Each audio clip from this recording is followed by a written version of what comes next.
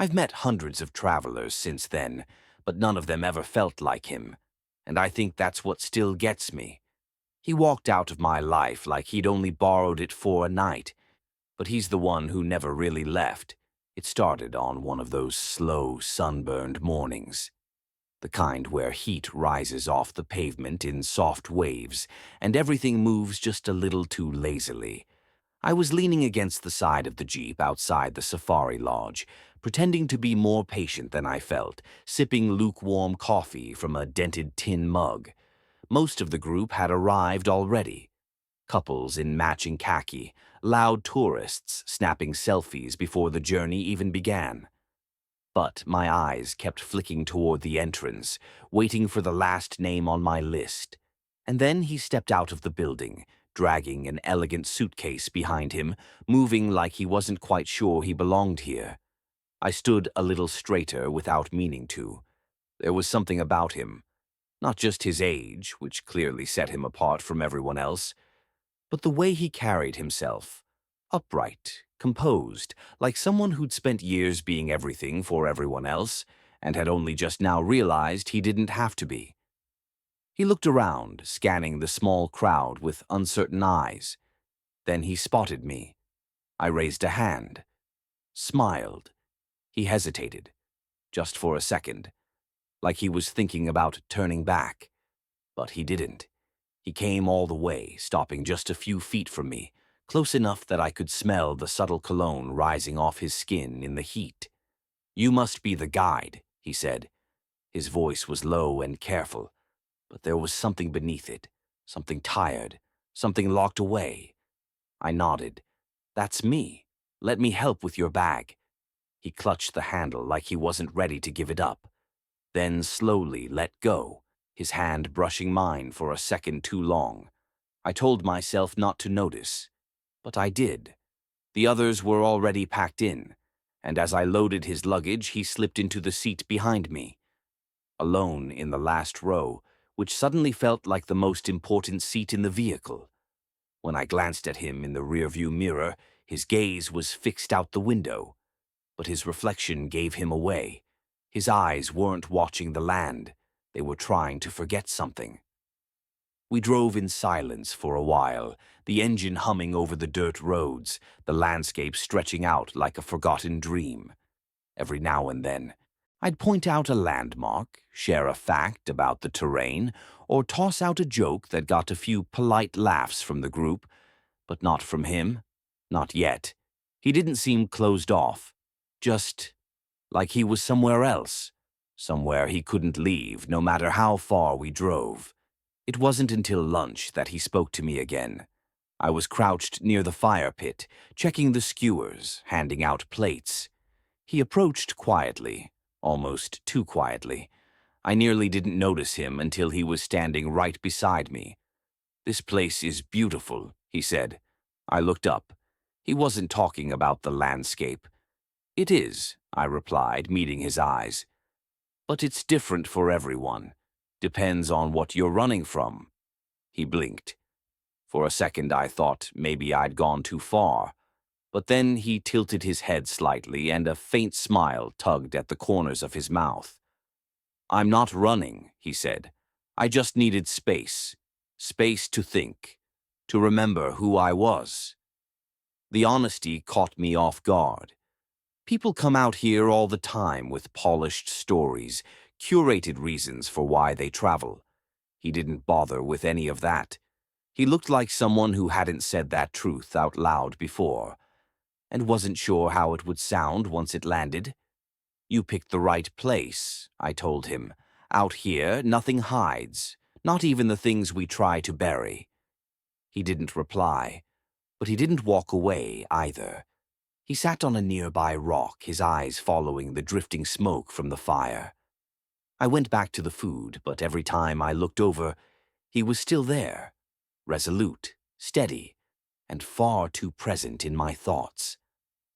Later that afternoon, when we stopped near the river to stretch and take photos, he lingered behind while the others wandered ahead. I noticed his boots sinking softly into the earth as he moved toward the water. I followed at a distance. not wanting to intrude but not ready to let him drift too far either. "Careful," I said. "The ground's unstable near the edge."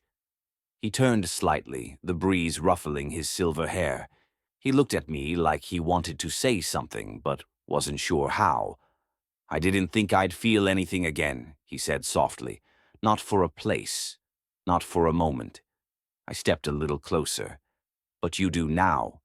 He didn't answer. Instead, he looked back at the water, then down at his own reflection. "I used to come alive in new places," he murmured. "But after a while, after enough years of pretending to be okay, even beauty starts to feel like background noise." I didn't say anything, because I didn't know what to say. I just stood beside him, not touching, not even close enough for our shadows to merge, but still feeling him, feeling the ache he wasn't hiding anymore. He looked up at me then, and I could tell. He saw the question in my face before I even asked it. "My wife," he said, "she doesn't know I'm here." There was no shame in his voice, just something heavier. And I knew, without him saying another word, that this wasn't just a vacation. It was an escape, a final chance to be more than someone's husband, more than someone's father, more than the man who stayed when everything in him wanted to go. We didn't speak much for the rest of that day, but when he climbed into the Jeep that evening, something between us had shifted. Not loudly, not with declarations or stolen glances, just quietly, in a way only we would understand. And that was only the beginning. It was strange how quickly I started looking for him, not just during the quiet parts of the drive or when we stopped for lunch, but in the spaces between conversation, in the way the silence felt heavier when he wasn't near. There were 8 other people in that Jeep, but I only ever noticed him, and not because he demanded attention. In fact, it was the opposite. He had this way of folding himself into the background, like he was afraid to take up too much space. But once you really saw him, you couldn't unsee him. He sat with his back straight, hands folded neatly in his lap, always watching. Not like a tourist, not like someone chasing adventure, more like someone trying to remember what it felt like to be part of the world again. That afternoon, when we stopped near the baobab trees and everyone scattered to stretch their legs, I saw him sitting alone under the... He was sitting in the shade, sketching something in a small notebook. I didn't mean to interrupt, but there was something about the way his brow furrowed, like he was trying too hard not to feel anything. So I walked over. "Mind if I sit?" I asked. He didn't look up. "Do you always ask?"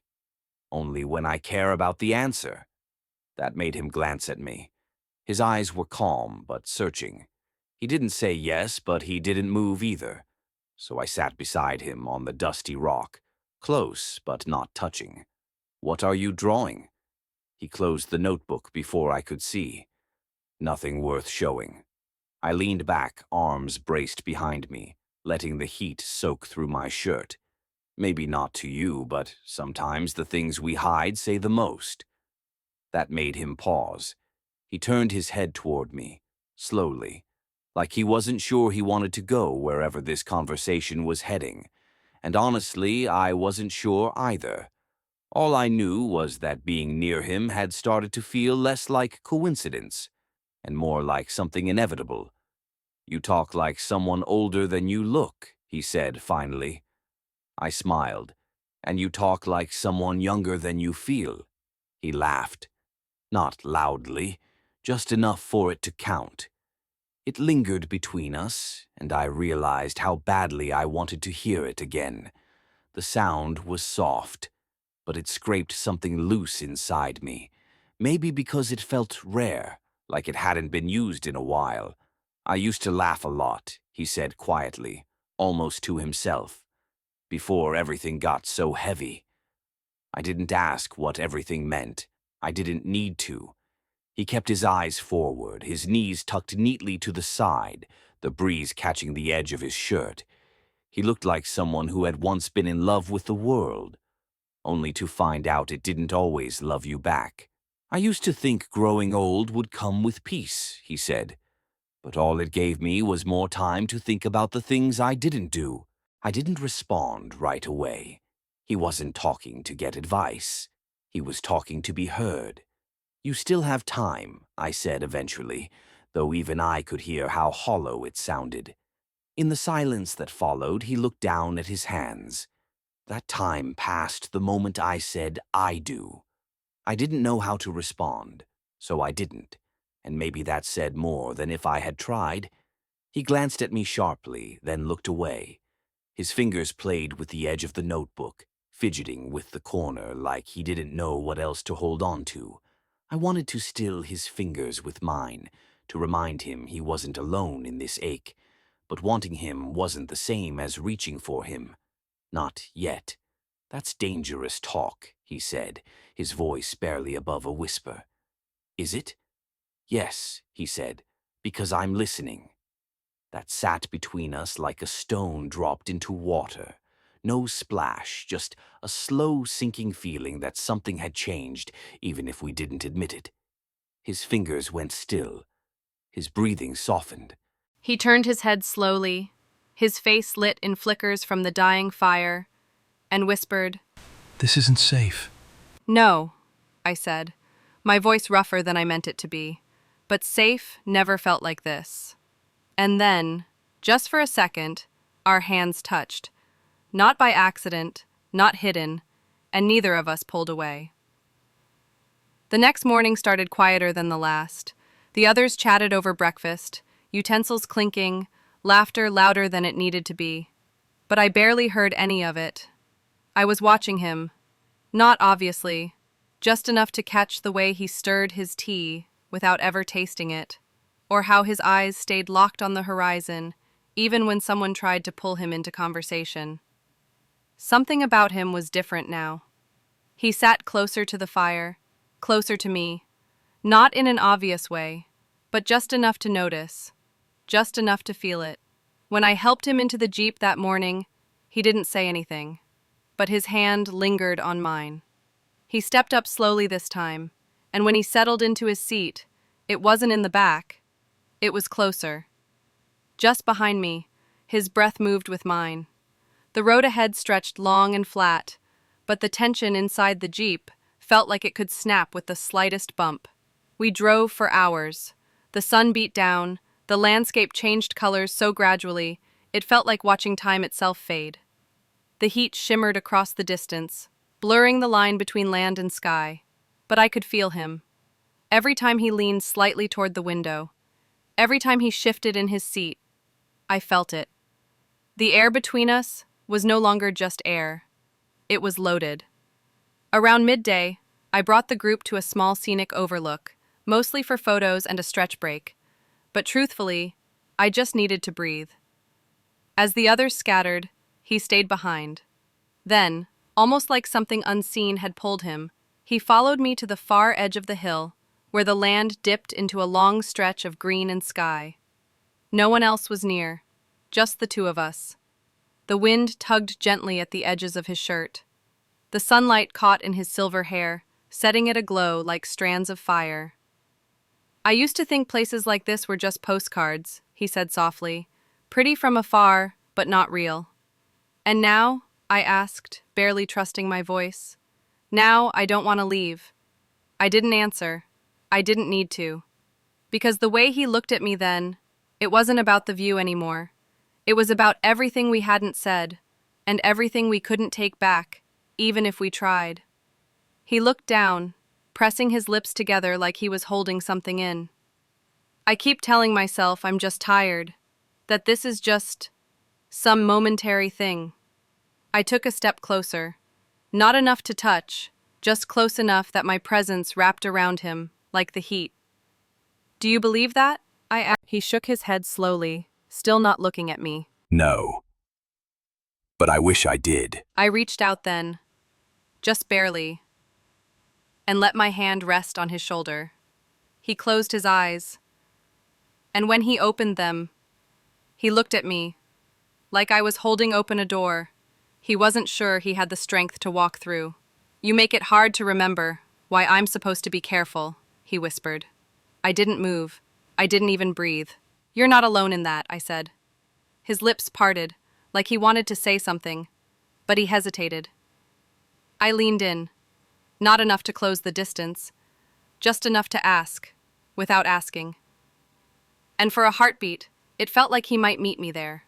But then he looked away, not in fear, not in shame, in restraint. Like he was trying not to remember what it felt like to be touched with meaning. Then someone from the group called my name. He stepped back first, a clean break, like a twig snapping in the stillness. We didn't speak on the way back, but everything about him had changed. He wasn't avoiding me. He wasn't hiding. If anything, the way he walked beside me after that was more deliberate, like he was daring the wind to carry the truth away before it could catch fire. That evening, the lodge was quieter than before. Most of the others had turned in early after the long trek.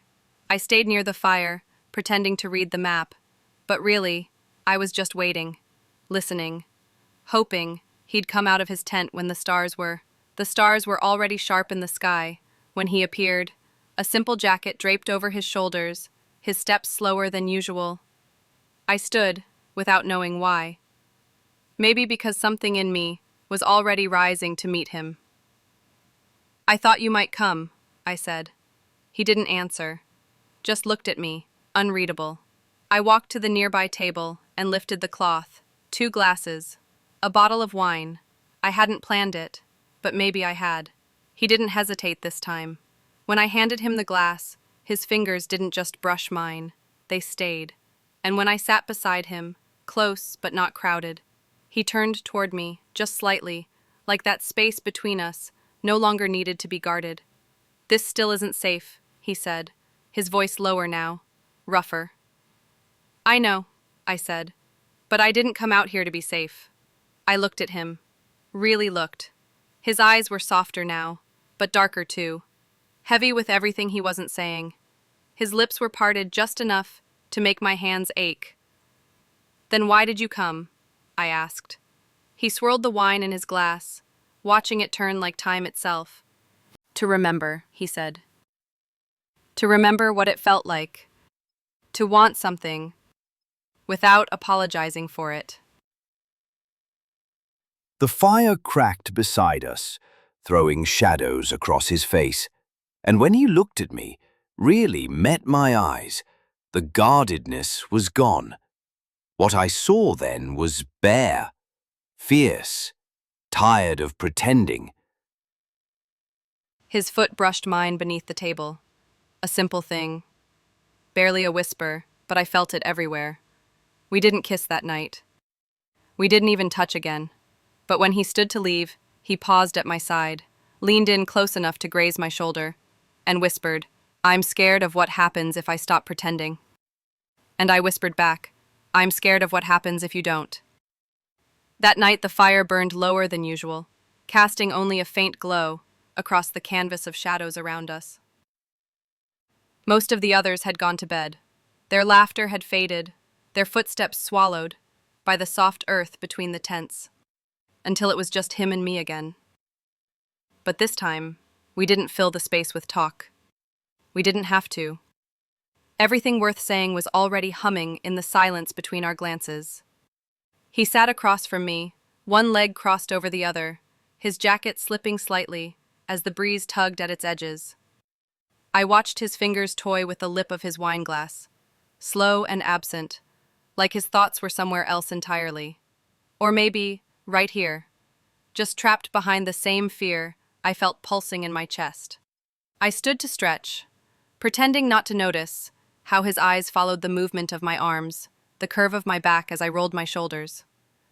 When I glanced over, his expression didn't change, but something in it flickered. "I should walk you back," I said. He didn't answer right away, just held my gaze, for a second too long, then nodded. And stood, slowly, like his body had to catch up to the decision his heart had already made. We walked without speaking. The night was warm, alive with the hum of insects in the brush, the wind stirring the grasses, like whispers we weren't meant to hear. His tent was just ahead, the flap already untied, fabric billowing, like it had been waiting for his return. When we reached it, he stopped and turned to face me. I expected him to say goodnight, to thank me again, for the walk, for the company, for everything. But he didn't. "Sit with me for a while," he said. His voice was soft, but steady, the kind of voice you use when you've already decided not to lie to yourself anymore. I followed him inside. The lantern cast a low, amber glow across the space.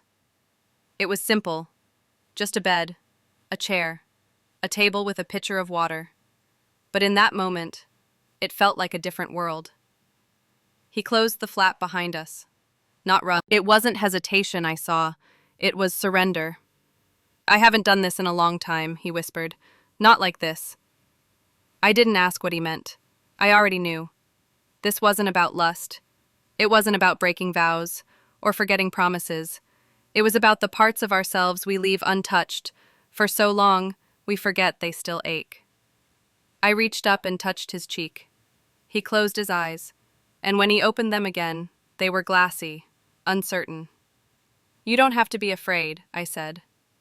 "I'm not," he replied. "I'm already here." He leaned in slowly, his hand resting on my thigh, fingers trembling just enough to give him away.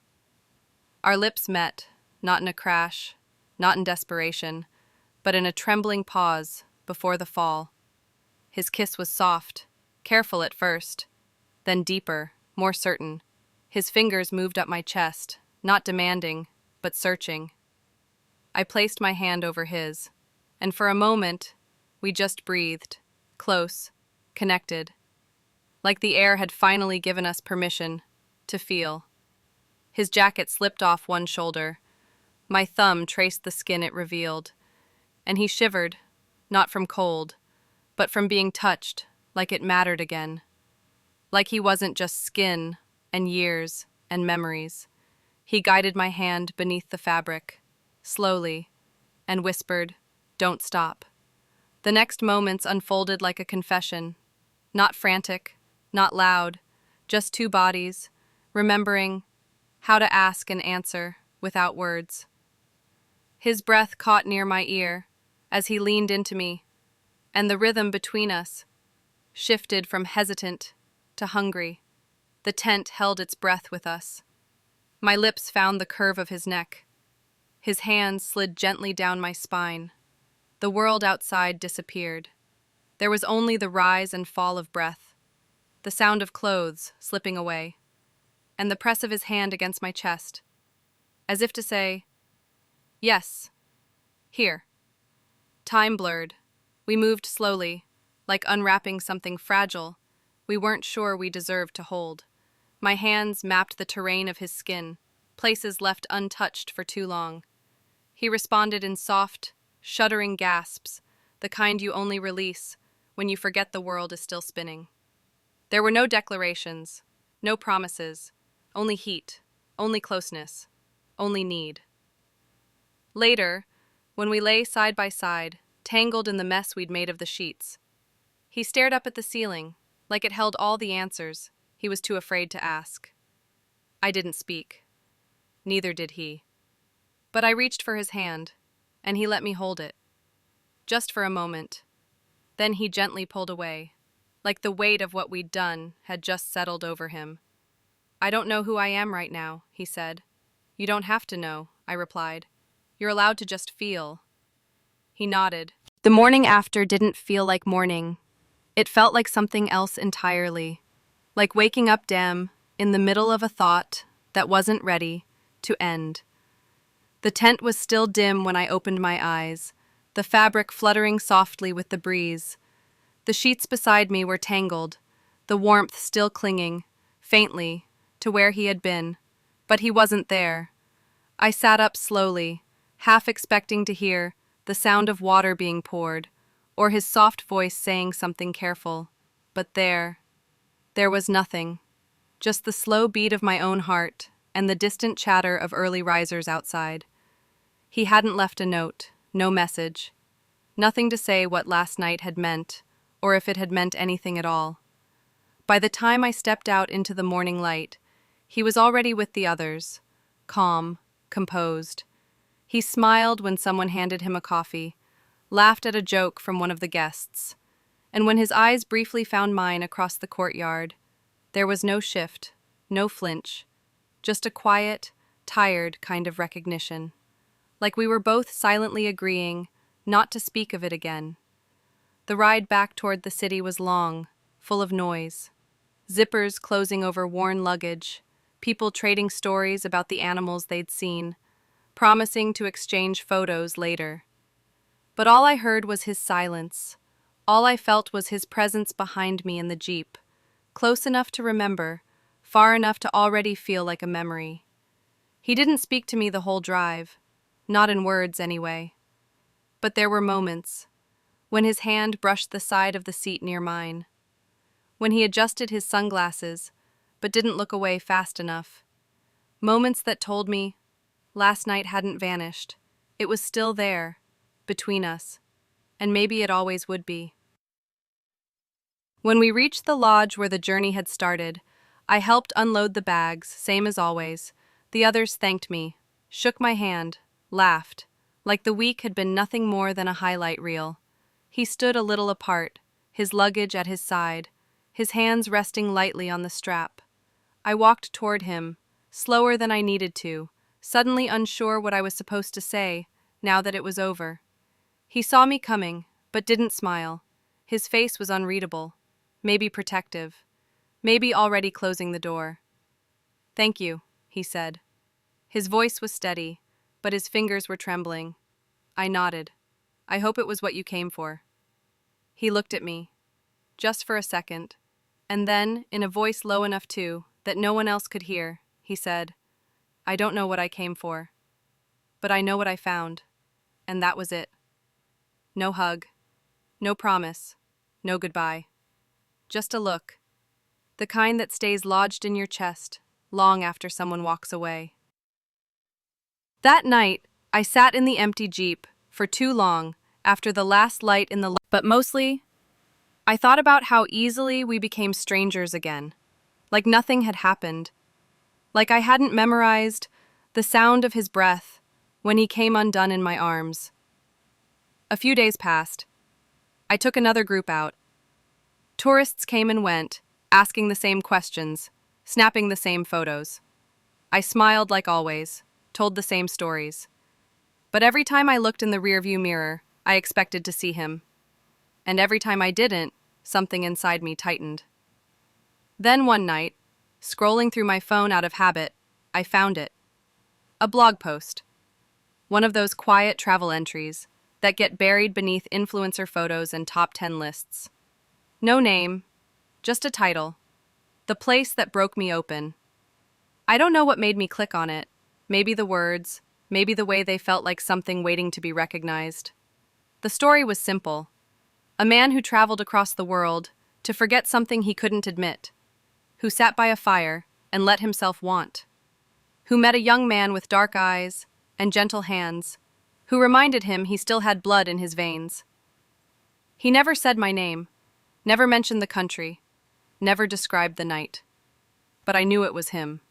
And I knew he hadn't written it for me, but for himself. I reread the entry, too many times to count. Each time, it ended the same way. Sometimes the things we bury are the ones that bloom when we least expect them. I never wrote to him, never replied. I never tried to find him again. Because some stories aren't meant to be chased. They're meant to live quietly, in the spaces no one else can touch. But still, sometimes, when I start a new tour and help a guest into the Jeep, I pause a moment longer than I should.